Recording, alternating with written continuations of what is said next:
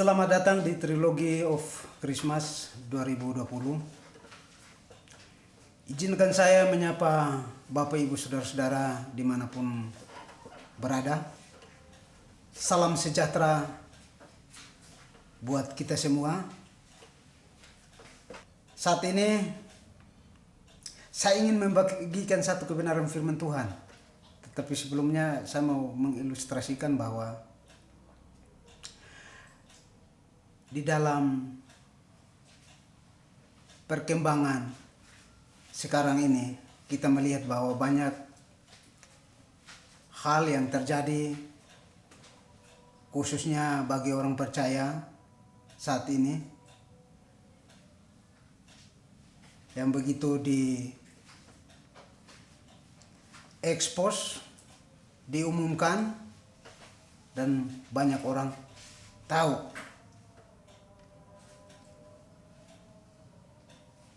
Tidak lain hal dengan apa yang terjadi ketika Allah mengirimkan malaikat untuk memberitahukan tentang kelahiran Yesus Kristus. Di muka bumi ini.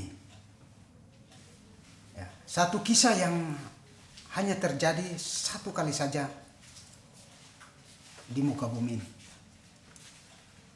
Di mana dikisahkan oleh Lukas yang menulis Injil Lukas. Dia menuliskan secara lengkap peristiwa-peristiwa yang terjadi di dalam kehidupan orang percaya ketika pada zaman kelahiran Yesus. Yang saya ingin sorot di sini adalah bagaimana Allah bekerja di tengah-tengah orang percaya, bahkan orang yang tidak percaya pun. Allah bisa melakukan segala sesuatu. Karena Allah adalah Allah yang berdaulat, Allah yang berkuasa. Nah, yang saya ingin bagikan bagi kita semua, kita akan membaca dari Injil Lukas pasal 1 ayat 28 sampai 38. Pemberitahuan tentang kelahiran Yesus. Sebelum Yesus dilahir, sudah diberitakan. Allah sudah mengirimkan malaikat dan pribadi-pribadi yang terlibat di dalam proses kelahiran Tuhan kita Yesus Kristus. Ya, orang yang tepat, bukan asal orang sembarangan. Kalau kita melihat kondisi rohani, kehidupan sosial, budaya dari Yusuf dan Maria sebagai ibu Yesus. Yusuf adalah seorang tukang kayu dan Maria adalah orang yang hidup sederhana. Dalam bagian firman Tuhan ini mengisahkan bahwa akan terjadi sesuatu beberapa bulan kemudian. Malaikat Gabriel datang berbicara kepada Maria bahwa engkau akan mengandung dan akan melahirkan seorang anak laki-laki. Dan anak yang dilahirkan adalah Yesus. Ini sebelum terjadi, Yesus sebelum dia lahir, malaikat sudah memberitakan kepada Maria. Maria begitu terkejut Bagaimana mungkin hal itu terjadi? Dengan kondisi saya percaya bahwa dia juga percaya kepada Allah. Tapi di saat-saat seperti itu ada satu kebimbangan. Bagaimana mungkin hal itu terjadi sedangkan saya belum bersuami? Hal yang demikian juga dialami oleh Elisabeth dan Zakaria. Mereka sudah tua. Elisabeth mandul. Tapi justru di situ ketika Allah berbicara kepada mereka melalui malaikat Gabriel, mereka percaya. Tapi saya mau sorot sebentar. Ketika malaikat Gabriel berbicara dengan Zakaria, saya mau review sedikit kembali ke perikop awal. Ketika malaikat berbicara kepada Zakaria, Zakaria kurang percaya. Itu kondisi kita sebagai manusia. Itu pun yang terjadi pada zaman-zaman kita sekarang juga. Dan saya merasa bahwa ketika kehidupan masyarakat orang percaya di zaman Yesus, tingkat rohani mereka juga mungkin ya luar biasa. Tetapi ketika Allah menguji mereka, di situ ada ragu-ragu, kebimbangan. Itu pun wajar, buat saya wajar sebagai manusia. Ya. Nah, hal itu yang ingin saya sorot. Bahwa apapun keadaan Bapak, Ibu, Saudara-saudara, dimanapun Anda berada, apapun bentuk masalah yang diperhadapkan, baik masalah ekonomi, masalah sosial, masalah masa depan, percaya saja bahwa Yesus datang ke dalam dunia ini untuk memberikan satu harapan yang pasti bagi Bapak, Ibu, dan saudara-saudara dan saya. Bahwa jaminan itu menjadi yang paling mendasar, yang paling mendasar dalam kehidupan kita sebagai orang-orang percaya. Kalau kita kembali melihat status sosial seorang ibu, seorang bapak yang hidup sangat sederhana, tetapi di situ justru Allah bekerja melalui kehidupan mereka. Kalau kita melihat kenapa Allah tidak memakai orang-orang yang istilahnya para bangsawan, para raja, tetapi kenapa Tuhan memanggil? Tuhan memakai satu pribadi yang sungguh sangat luar biasa. Di situ Allah bekerja melalui kehidupan mereka.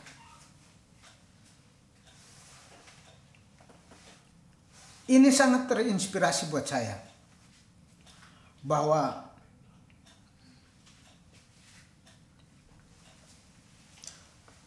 yang saya ingin tekankan di sini, ini firman Tuhan ini sangat terinspirasi bahwa bagi Allah tidak ada yang mustahil. Saya sebenarnya tidak pantas untuk menyampaikan kebenaran firman Tuhan ini. Karena saya merasa tidak layak. Tapi saat ini Tuhan izinkan saya untuk menyampaikan kebenaran firman Tuhan ini. Agar Bapak, Ibu, Saudara-saudara tergugah bahwa kehadiran Yesus di dalam hati, terutama renungan kita,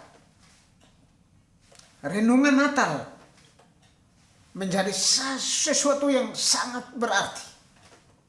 Karena Yesus ada di dalam hati Bapak, Ibu, saudara-saudara dan saya. Ini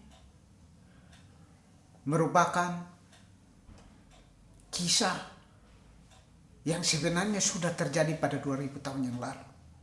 Tetapi kisah ini berlaku sepanjang sejarah kehidupan manusia.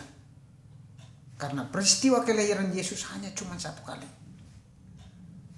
Dan bagaimana dan sekarang ini, bagaimana saudara dan saya menyikapi, merefleksikan, mempraktikkan iman yang dimiliki oleh Maria dan Yusuf. Begitupun Zakaria dan Elizabeth. Bahkan nabi-nabi sebelum itu, Abraham, Yakub, Ishak, dan sebagainya. Ini menjadi satu contoh bagi kita. Bagaimana kita merefleksikan. Bagaimana kita menanggapi kasih Allah Yesus yang sudah datang ke dalam dunia ini untuk menebus dosa saya dan saudara, Bapak Ibu. Yesus datang melakukan satu misi yang sangat luar biasa, itu menyelamatkan seluruh umat manusia dari dosa yang tidak bisa dilakukan oleh orang-orang yang hidup di luar Kristus. Hanya ada di dalam Kristus baru berkenan. Ya, kenapa saya terharu? Karena perjalanan hidup saya juga sebenarnya saya duduk di tempat ini saat ini membagikan firman Tuhan ini juga sebenarnya jauh dari harapan saya. Saya sebagai manusia biasa, saya sebenarnya tidak pantas. Tapi Tuhan layakkan saya. Tuhan mempercayakan satu tugas, memberitakan firman kepada siapapun dan dimanapun kamu berada. Dan usahakanlah menjadi berkat bagi siapapun. Ya. Kiranya firman Tuhan yang saya bagikan pada saat ini boleh menjadi berkat, boleh menggugah hati kita masing-masing, Bapak, Ibu, saudara-saudara dan saya. Kita merefleksikan firman Tuhan ini, bahwa di mata Tuhan tidak ada yang mustahil. Ya. Saya percaya juga bahwa Allah tidak pernah berhenti bekerja bagi Bapak, Ibu, saudara dan saya. Apapun masalah yang Bapak, Ibu, saudara-saudara alami sekarang, percayalah bahwa Tuhan Yesus pasti memberikan jalan yang terbaik, jalan keluar terbaik bagi Bapak, Ibu, saudara-saudara sekalian. Kiranya Tuhan Yesus memberkati. Mari kita berdoa. Bapa Surgawi, kami bersyukur kalau saat ini kami boleh merenungkan sebagian dari kebenaran firman Tuhan di dalam renungan Natal tahun ini. Kiranya Tuhan tolong kami, berikan kami hikmat, pengertian, sehingga dengan hikmat Tuhan kami boleh menerima dan melakukan setiap kebenaran firman Tuhan ini di dalam hati kami masing-masing. Satu kerinduan kami mengakui Yesus di dalam setiap langkah hidup kami. Bahwa apapun yang terjadi di masa-masa ini maupun masa-masa yang akan datang, kami percaya bahwa kehadiran Yesus di muka bumi ini untuk memberikan kami harapan baru. Dan perkenankan kami, buka hati kami supaya Yesus bekerja. Yesus membentuk kami. Yesus memproses kami untuk menjadikan kami sebagai alat Tuhan dimanapun kami berada. Terima kasih Tuhan buat perayaan yang sudah berjalan. Kiranya harapan dan masa depan kami percayakan hanya di dalam nama Yesus, yang adalah Tuhan dan Juru Selamat hidup kami, dan sumber dari segala sumber kehidupan kami. Kami mengucap syukur dan berdoa. Amin. Selamat Natal buat Bapak, Ibu, Saudara-saudara sekalian. Kiranya Tuhan Yesus memberkati kita semua. Amin.